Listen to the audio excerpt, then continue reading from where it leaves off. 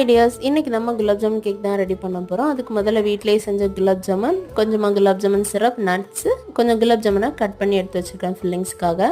முதல்ல cake sponge வச்சுட்டு gulab jamun சிரப்னால choke பண்ணிடுங்க. நிறைய சோக் பண்ண வேண்டாம், தகட்டிடும். அப்புறமா க்ரீம் அப்ளை பண்ணிவிட்டு தேவையான அளவுக்கு குலாப் ஜாமுன் நட்ஸ் எல்லாம் தூவி நம்ம ஃபில்லிங்ஸை முடிச்சிட்டோம். பார்க்குறதுக்கே அழகாக இருக்குது. கஸ்டமர் கொடுக்குறதா நான் சாப்பிட்றதானே தெரில.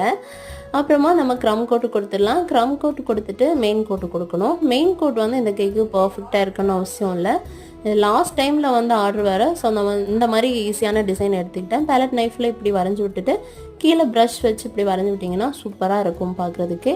அப்புறமா நமக்கு பிடிச்ச டிசைன்ஸ் ஏதாவது போட்டு எடுத்துக்கலாம். நான் இந்த மாதிரி டிசைன்ஸ் போட்டு எடுத்துகிட்டு குலாப் ஜாமுனை ரெண்டாக கட் பண்ணி அந்த டிசைன்ஸ் மேலே அப்படியே படுக்க போட்டுட்டேன். அப்புறமா நட்ஸ் எல்லாம் போட்டு தூவி எடுத்துட்டோன்னா அழகான குலாப் ஜாமுன் கேக் ரெடி. இந்த மாதிரி கேக் வீடியோஸ் உங்களுக்கு பிடிச்சிருக்குன்னா மறக்காம என்னோட சேனல் சப்ஸ்கிரைப் பண்ணி ஃபாலோ பண்ணுங்கள். Thank you friends.